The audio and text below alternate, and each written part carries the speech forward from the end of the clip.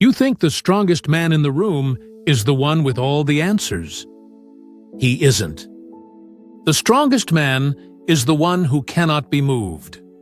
And you cannot move a man who is not pretending. 24 centuries ago, in a city that would one day kill him for it, there walked a man whom history remembers by a single impossible claim: that he knew nothing at all. They called him the wisest man in Greece. He insisted, to their faces, that he was not. And that refusal to defend a self he had not actually earned is exactly why no one could touch him. Not the politicians, not the generals, not the mob, not even death.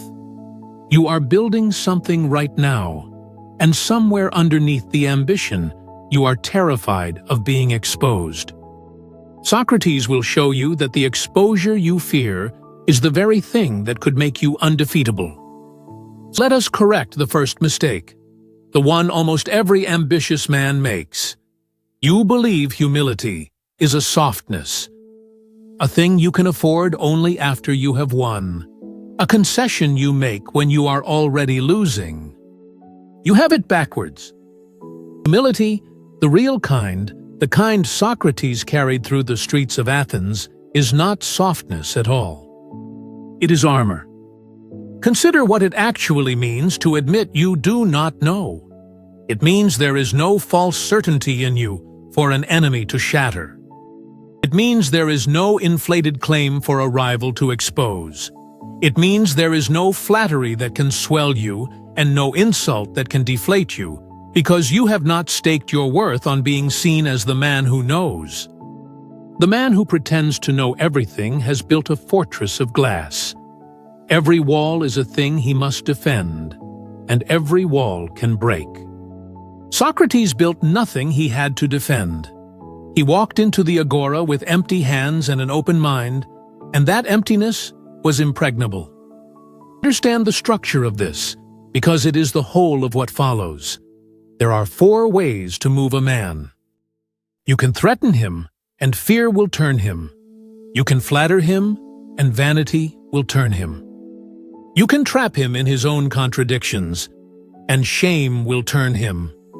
You can destabilize him, shake the ground of his certainty until he no longer knows where he stands. Socrates was immune to all 4, not because he was clever, because he was honest. He had no fragile certainty to threaten, no vanity to flatter, no false claim to trap, no borrowed ground to shake. This is not passivity. This is not the false modesty of a man fishing for reassurance. It is a structural strength built into the foundation of how he lived. Remember those 4. We are going to watch the whole power of Athens reach for each one in turn, and find nothing to hold. Now turn the eye inward, where it belongs. You are building something, a company, a body, a name, a life. And here is what no one tells the ambitious man. You build the image of the thing far faster than you build the thing itself. The image races ahead. You begin to speak as the man who has already arrived, long before you have arrived. You learn the right words, the confident posture, the answer for every question, and slowly, without noticing, you stop being a man who is building and become a man who is performing. Every false certainty you adopt becomes a pressure point. Watch how it works.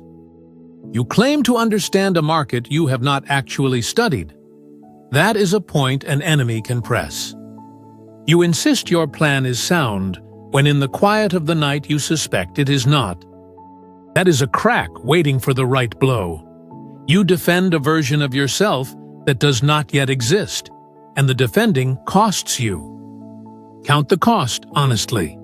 Every hour you spend guarding the story about yourself is an hour you do not spend on the work that would make the story true. You exhaust yourself patrolling the walls of a fortress that holds nothing.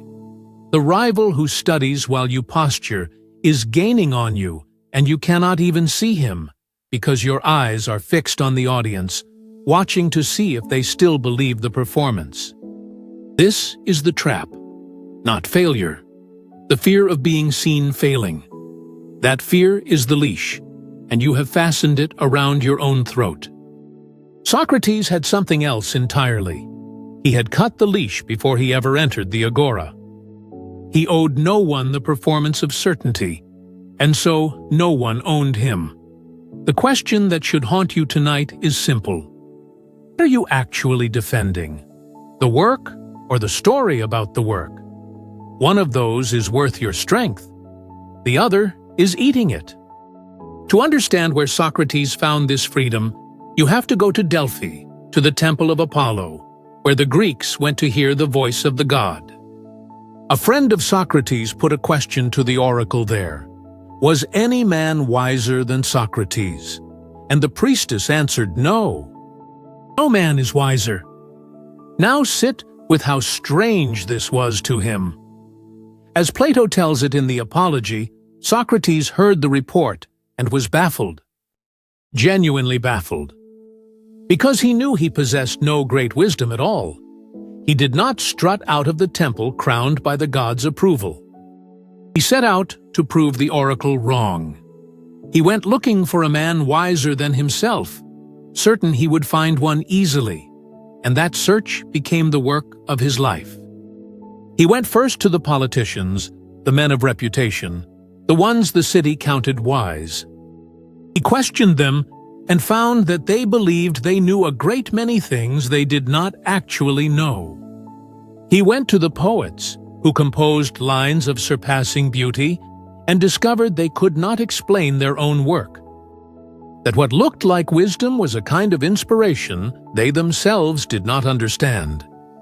He went to the craftsmen, the honest workers, and these at least knew their trade. But on the strength of that one skill, each imagined himself an authority on the highest questions of life, and in that they were no wiser than the rest. And slowly, Socrates understood what the god had meant. He was not wiser because he knew more. He was wiser because, where these men did not know, they imagined they knew.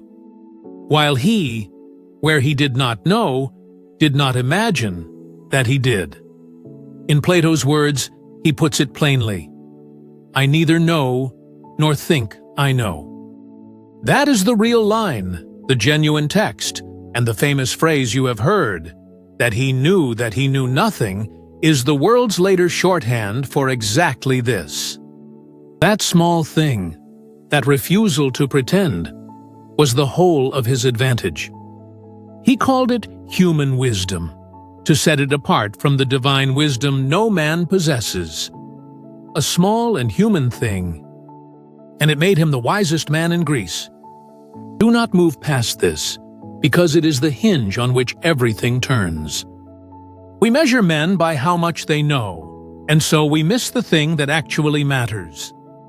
The difference between the wise man and the fool is not the size of what each one knows. Place all the knowledge of the fool on one side, and all the knowledge of the wise man on the other, and the scales may even balance. The difference is at the edge. The fool does not know where his knowing ends. He runs his certainty straight off the cliff and keeps talking, sure of his footing over open air. The wise man knows precisely where the solid ground stops, and he does not take one step past it, and he does not lie to himself about where the line falls. That is the whole of it. Not more knowledge. An honest map of where the knowledge runs out. And this honesty is not a charming virtue you add at the end, like polish on a finished thing. It is the foundation everything else stands on. A man who deceives himself about the limits of what he knows has poisoned the well at its source, and every decision he draws from it is tainted. Bring it to the thing you are building. Ventures do not usually die from what their founders did not know. They die from what their founders were certain of and were wrong about. The market they knew would want it. The flaw they knew did not matter. The timeline they knew they would hit. False certainty is the assassin, and it wears the mask of confidence, and the men around you will praise you for it right up until it kills the thing. You cannot fix what you refuse to see. Socrates refused, on principle, to be blind to a single corner of his own ignorance. That refusal is not weakness in the foundation. That refusal is the foundation. How did he live it? Not by lecturing. Socrates wrote nothing and proclaimed nothing. His method was the question, the patient, relentless cross-examination the Greeks called the elenchus. He would meet a man who claimed to know what courage was, or piety, or justice, and he would ask him, simply, to say what it was. The man would offer a definition, and Socrates would take that definition and hold it up against the man's own other beliefs, gently, one at a time, until the contradiction surfaced, and the man saw, in his own words, that he did not truly know the thing he had been so sure of. Now, hear what this was, and what it was not, because almost everyone gets it wrong. This was not a debating trick. It was not the clever interrogation of a man hunting for a gotcha, scoring points off lesser minds. The first target of the Socratic question was always Socrates himself. The discipline was honesty, before it was ever a weapon. The practice of testing your own beliefs as ruthlessly as you would test any stranger's, so that you are never ambushed by an assumption you forgot to examine. And here is the strange power it gave him in every confrontation.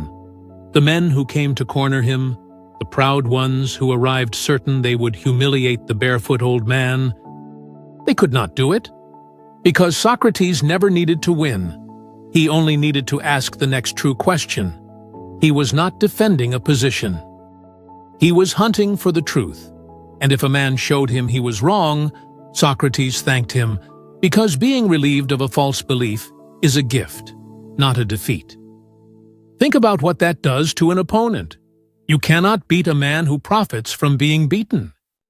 You cannot defeat a man for whom even losing the argument is a win, because he wanted the truth, and now he is closer to it. The man who seeks victory can be defeated. The man who seeks truth cannot. There is no move against him. Now we can collect on 2 of those 4 debts. Watch how flattery dies at his feet. Flattery is a key cut to fit a specific lock. It works by praising the thing a man secretly prizes in himself, the inflated self-image he is desperate to have confirmed. Socrates claimed nothing for himself. Call him the wisest man in Greece, and he tells you, calmly, that he is not. That the god meant only that he knows the size of his own ignorance. There is no lock for the key to fit. The flatterer reaches for the handle and finds a flat wall. And watch how threat dies the same death. Threat works by leverage, by finding the thing a man cannot bear to lose and putting a hand on it. But Socrates had already decided what he valued, and he valued truth and virtue and the good condition of his soul above comfort, above reputation, above safety itself. He says it plainly in the Apology, that it is not wealth that brings excellence, but excellence that brings wealth and every other good thing to men. So what do you threaten him with? Take his money, and you take a thing he did not worship? Take his reputation, and you take a thing he never claimed. Take his comfort, his safety, his life. And you will see in a moment that even these had no purchase on him. The marketplace of Athens could not buy this man, and the powerful of Athens could not frighten him.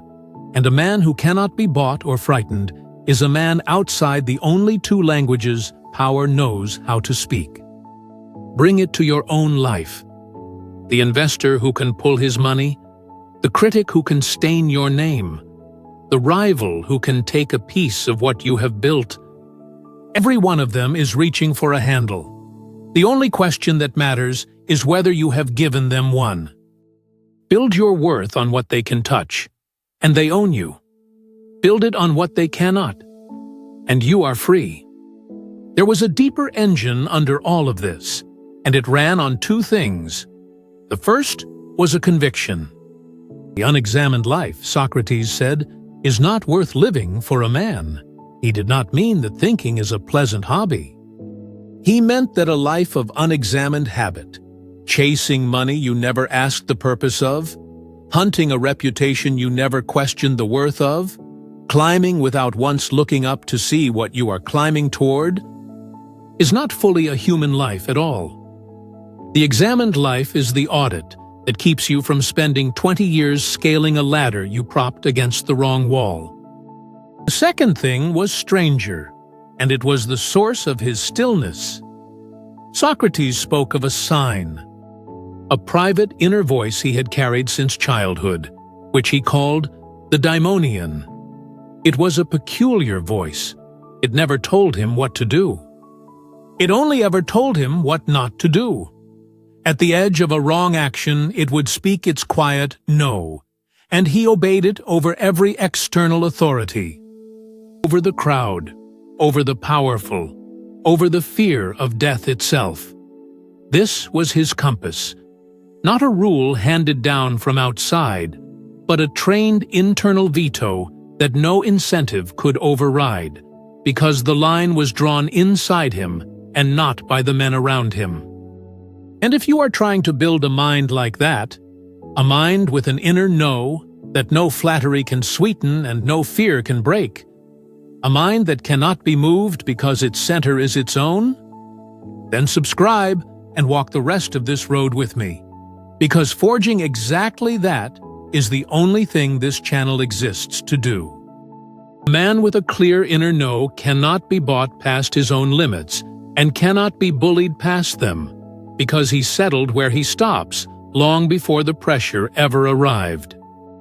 He already knows the answer. The world is just catching up. But a man like this does not go unpunished.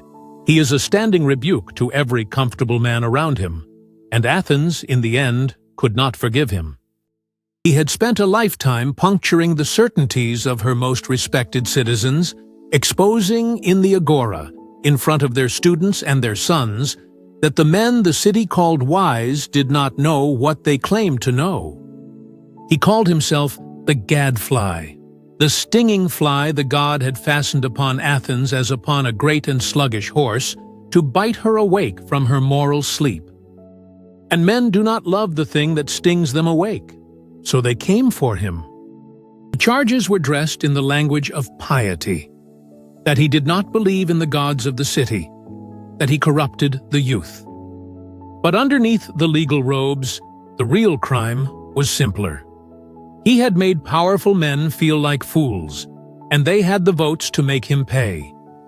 Now see the shape of the trap, because it is the shape of the thing you fear most. The whole machinery of the state turned to face one unarmed old man. The courts, the law, the assembled jury, the watching crowd of the city, and the trap had a mouth that hung open, inviting. He did not have to die. All he had to do was bend. Show fear. Weep. Beg. Promise to stop the questioning. Propose his own exile. Make himself small enough to slip out under the bar of their mercy. The door was open. They wanted him to walk through it bent, because a Socrates who grovels is a Socrates defeated, and that is what they truly came for. Not his death, but his surrender. This is the moment every builder dreads. The crowd assembled, the accusation public, the exposure total, and one humiliating exit standing open. If you will only crawl to it. He would not crawl. Standing before the jury that held his life in its hands, offered, in effect, his freedom in exchange for his silence, just stop philosophizing, old man, and live. Socrates refused. Calmly, almost cheerfully, he told them he loved and honored them, but that he would obey the god rather than them, and that as long as he drew breath, he would not cease to practice and to teach the one thing he knew to be worth practicing. He told them, to their faces, that if they killed him, they would harm themselves more than they harmed him, because they would not easily find another to sting them awake. Then he did the thing that has rung down 24 centuries.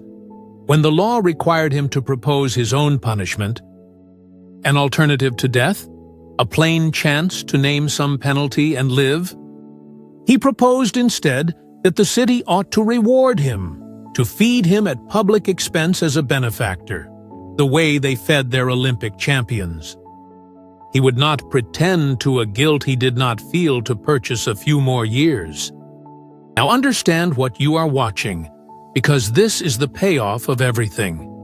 The man who said he knew nothing was not, in this moment, a weak man. He was the only immovable object in the room. The grovelers, the certain men, the ones who knew everything, they would have bent here. They would have found their certainty negotiable, because certainty built on image always is. Socrates would not betray the one thing he actually knew to be true, that a man must live justly, to save a body that was going to die anyway, soon, by nature, with or without their verdict. His not knowing was never the empty hands of a weakling. It was bedrock, and bedrock does not move when you push on it. It is the thing you break your hands against. He condemned him to death, and the last threat, the one held in reserve against every man, was laid on the table, and it too found nothing to hold. Socrates was put in prison to await the cup of hemlock, and his friends, who loved him, arranged everything. The guards could be bribed. The road out of Athens lay open. A comfortable exile waited in a friendly city, a life with his sons, more years of conversation under a foreign sun. Crito came to him in the gray hour before dawn and begged him to go. And Socrates, with the poison only days away, reasoned it through with him as calmly as he had reasoned through everything else. To flee, he said, would be to return injustice for injustice, to break the agreements he had lived under all his life, the very moment they finally cost him something. And it is not living that we should prize most, he told his friend, but living well. And living well is the same thing as living justly and honorably. He would not buy more years at the price of becoming, in the last act of his life, a man who ran. So he stayed. And on the appointed day, surrounded by his weeping friends, he took the cup. He did not let his hand shake. He asked the man who brought the poison what he should do, listened to the answer, and drank it down, steadily, to the last drop, and rebuked his friends gently for their wailing, telling them he had sent the women away precisely to avoid this noise, that a man should meet his end in quiet. He spent his final minutes not in terror but in conversation, reasoning about the soul, until the cold crept up from his feet and reached his heart. His last words were a small, almost domestic instruction. Crito, we owe a cock to Asclepius. Pay the debt, and do not neglect it. A man settling a trivial account on his way out the door. Death. The final threat, the lever that moves every man, and against Socrates it had no purchase at all. Because you cannot threaten with death a man who will not trade his integrity for more time, there was nothing left to take. So now you have seen all four answered. Flattery found nothing to swell. Threat found nothing to seize. The trap found no false certainty to spring. And death itself found no fear to work with. Every lever, and not one of them caught. This is what undefeatable actually means, and it is not what you thought. Athens won the trial. They had the votes, they had the law, they had the cup, and they killed him. They took the man's life clean off the board. And they lost. Completely. Within a generation, his accusers were a footnote, remembered only as the small men who killed Socrates, and 24 centuries later, it is his words you are turning over in your mind, not theirs. His name carved into the foundation of nearly everything that came after, while the men who condemned him are dust without faces. They killed the man and lost the argument. Understand the distinction, because your whole strategy depends on it. Undefeatable does not mean unkillable. Socrates was not unkillable. He died like any man, poisoned on a wooden bed in a prison cell. Undefeatable means there is no point of leverage. It means there is no handle anywhere on you for an enemy to grip. They could end him. They could not move him. They could not make him, for a single moment, become a man other than the one he had decided to be. So bring it home, hard, to the thing you are building. Stop pouring your strength into the image. Stop defending the man you are pretending to already be. Build the substance instead, the real skill, the real worth, the real work, and let whatever certainty you carry rest only on what you have actually examined and found to be true. Everything else is a handle. Everything else is a place where they can grip you and pull. So what do you actually do tomorrow in the life you are in? You make the elenchus your private discipline before it is ever anything else. Take the plan you are most proud of, the strategy you are most sure of, and interrogate it as a hostile rival would. Find its weakest joint and press on it yourself, in private, on purpose, before the market does it for you in public and at a cost you cannot pay. The assumption you examine in the quiet of your own study is the one that never ambushes you in the open. Next, train yourself to prize being corrected over being right. When a man shows you that you are wrong about something that matters, the small mind feels the sting of defeat and reaches to defend.